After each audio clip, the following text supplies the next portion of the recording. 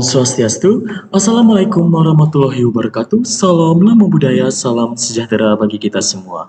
Perkenalkan, nama saya Imam Zaki Musari Syuhada dengan NIM 24095111183 dari kelas A. Baiklah, pada tugas CBL 3 kali ini saya akan membahas tentang ringworm atau dermatofitosis pada anjing. Baiklah, kita lanjutkan di next slide. Selanjutnya ada latar belakang, yaitu seorang pasien datang membawa hewan peliharaannya ke klinik hewan. Ditemukan kasus seekor anjing yang datang dengan keluhan kerontokan rambut berbentuk melingkar, kulit bersisik dan kadang disertai kemerahan ringan. Lesi terutama terlihat pada area wajah, telinga dan ekstremitas depan. Pemilik menyatakan bahwa anjing berinteraksi dengan hewan lain dan lingkungan luar rumah. Berdasarkan gambaran klinis tersebut, dokter hewan dicurigai adanya dermatofitosis atau ringworm, yaitu infeksi jamur superficial pada kulit. Pemeriksaan lebih lanjut menunjukkan bahwa agen penyebabnya adalah jamur dari genus Microsporum yang dikenal sebagai penyebab utama dermatofitosis pada anjing dan memiliki potensi zoonosis. Bisa di next slide. Selanjutnya adalah pembahasan. Dermatofitosis merupakan penyakit kulit yang disebabkan oleh jamur keratinofilik yang menyerang jaringan kaya keratin seperti kulit, rambut, dan kuku. Pada anjing, salah satu agen penyebab tersering adalah Microsporum canis. Meskipun spesies lain seperti Microsporum gypsum juga dapat ditemukan. Jamur Microsporum tumbuh dengan memanfaatkan keratin sebagai sumber nutrisi.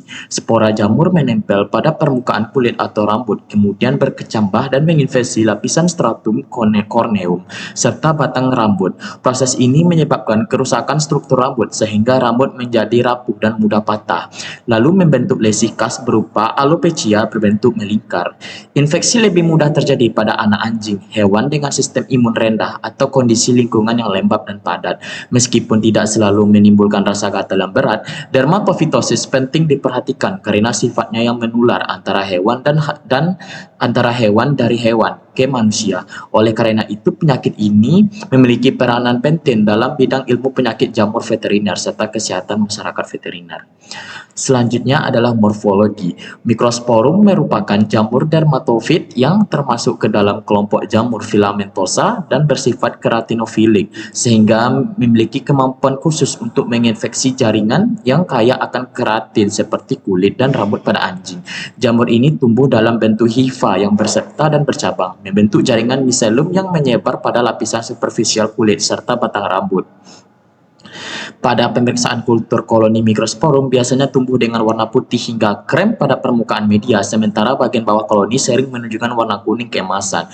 Mikronidia pada genus ini umumnya sedikit atau bahkan tidak ditemukan, sehingga identifikasi lebih banyak didasarkan bentuk dan karakteristik Microcordia. Selanjutnya adalah karakter morfologi tersebut mendukung kemampuan Microsporum untuk bertahan di lingkungan dan menempel pada rambut, sehingga jamur ini mudah menular antara hewan maupun dari hewan ke manusia. Oleh karena itu, pemahaman mengenai morfologi Microsporum sp sangat penting dalam menunjang diagnosis dermatofitosis dalam praktik kedokteran hewan. Selanjutnya adalah gejala klinis, bisa di next slide. Adapun gejala klinis dari dermatofitosis pada anjing umumnya ditandai oleh lesi kulit berbentuk melingkar yang khas, disertai dengan kerontokan rambut atau yang disebut alopecia.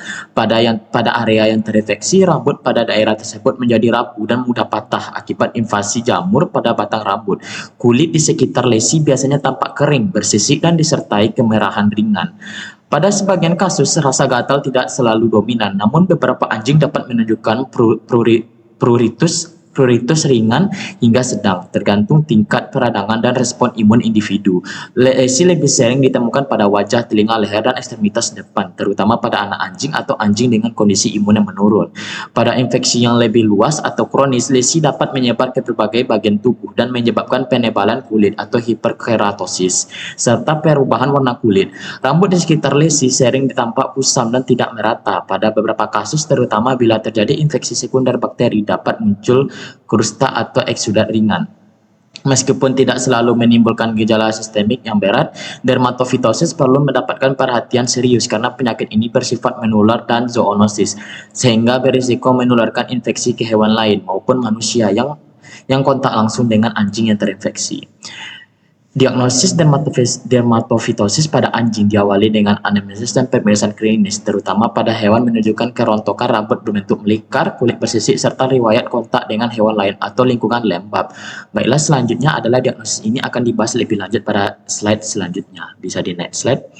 Selanjutnya adalah diagnosa. Pemeriksaan klinis dilakukan dengan mengamati distribusi dan karakter lesi seperti alopecia melingkar, rambut rapuh, dan sisik pada kulit.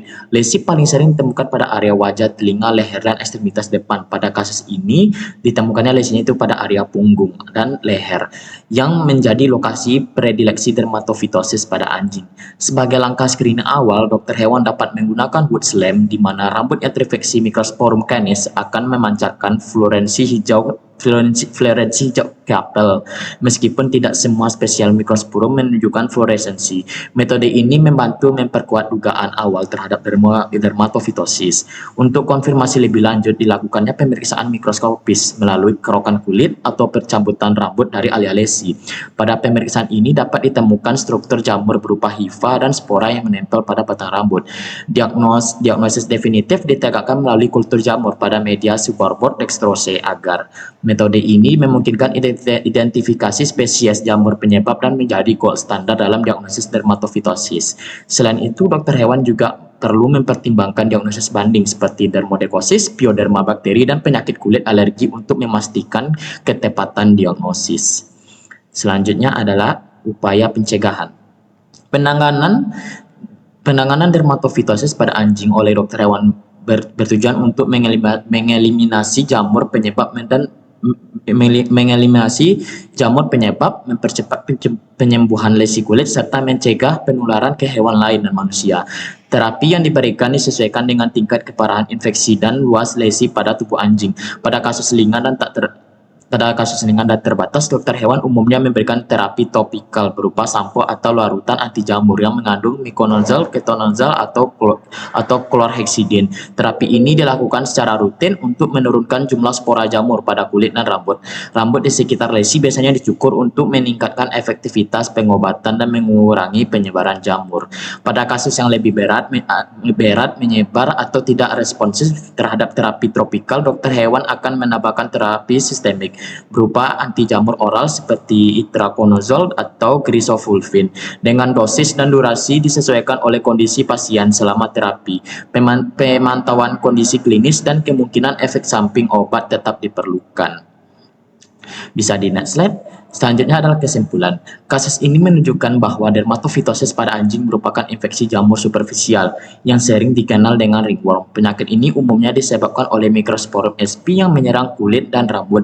Secara klinis, dermatofitosis ditandai dengan alopecia berbentuk melingkar dan kulit bersisik, serta bersifat menular dan berpotensi zoonosis. Diagnosis ditegakkan melalui pemeriksaan klinis dan pemeriksaan penunjang, sedangkan penanganan dilakukan dengan pemberian terapi anti jamur yang tepat disertai penerapan kebersihan lingkungan dengan penanganan yang sesuai. Dermatofitosis pada anjing umumnya memiliki prognosis yang baik.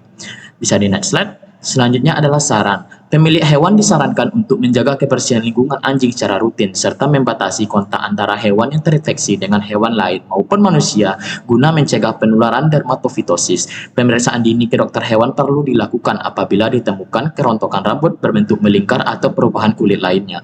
Dokter hewan diharapkan dapat melakukan diagnosis secara tepat dan memberikan terapi anti jamur yang sesuai, serta mengedukasi pemilik mengenai pentingnya kebersihan lingkungan dan kepatuhan terhadap pengobatan. Dengan kerjasama antara dokter hewan dan pemilik, penyebaran dermatofitosis dapat dicegah dan keberhasilan terapi dapat ditingkatkan. Sekian dari saya mohon maaf jika ada kesalahan kata, baik ucapan, baik dan sikap, saya mohon maaf. Saya tutup dengan video ini dengan terima kasih. Om Santi Santi Santi Om, salam Namo Buddhaya, dan Assalamualaikum warahmatullahi wabarakatuh. Terima kasih.